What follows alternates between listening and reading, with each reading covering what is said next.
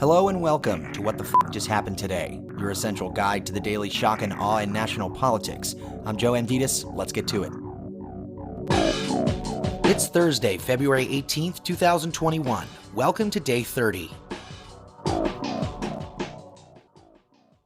The coronavirus pandemic cut life expectancy in the United States by an entire year in the first half of 2020, the largest drop since World War II. Overall, Americans can now expect to live 77.8 years, similar to what it was in 2006. Life expectancy of the black population, however, declined by 2.7 years to just 72 years old.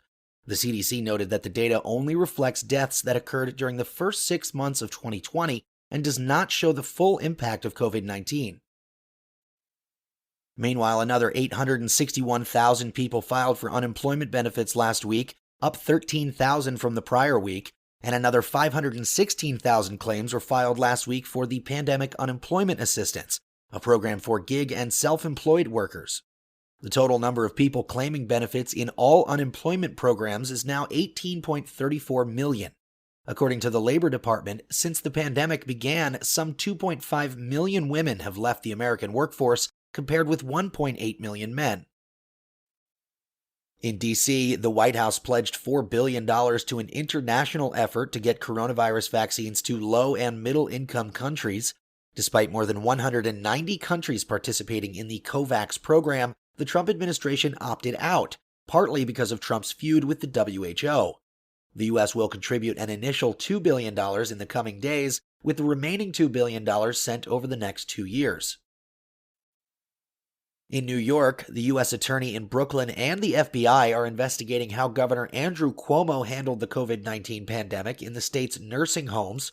Cuomo's administration recently revealed that more than 15,000 people have died from the virus in New York's nursing homes and long-term care facilities, up from the 8,500 previously disclosed, and his top aide admitted in a call with state lawmakers that the state had withheld data because it feared that the Trump administration would use the information to begin a federal civil rights investigation.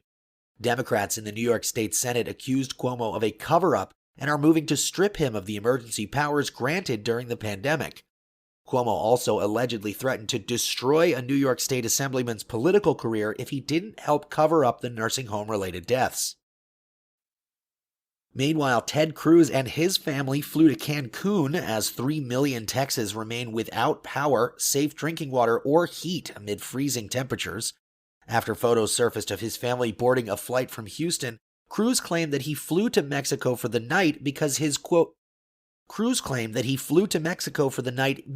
girls asked to take a trip with friends and he wanted to be a good dad. The CDC, however, has advised that Americans avoid all travel to Mexico due to the coronavirus pandemic, and that all air passengers coming to the United States, including U.S. citizens, are required to have a negative COVID-19 test before boarding a U.S.-bound flight. Cruz booked his return ticket from Cancun to Texas at 6 a.m. today. Meanwhile, Biden approved emergency declarations for Oklahoma and Texas as the region continues to battle the effects of severe winter weather. The declaration authorizes FEMA to coordinate disaster relief, including sending generators, blankets, and other supplies to the states. Moving on, congressional Democrats introduced a Biden-backed bill to remake the U.S. immigration system and provide a pathway to citizenship for millions of undocumented Americans. The U.S. Citizenship Act of 2021, while unlikely to win Republican support, would provide an 8-year pathway to citizenship for 11 million people who are living in the country without legal status. It would also remove restrictions on family-based immigration and expand worker visas. Meanwhile, the White House and congressional Democrats are divided over efforts to force Trump's former White House counsel to testify regarding Trump's efforts to obstruct the Russia inquiry. Under Trump, the Justice Department had been representing Don McGahn in fighting a subpoena from the House Judiciary Committee, asking him to testify at an oversight hearing. In a court filing, the Biden administration asked whether an accommodation might be available with respect to the committee's request to force McGahn to testify at the hearing.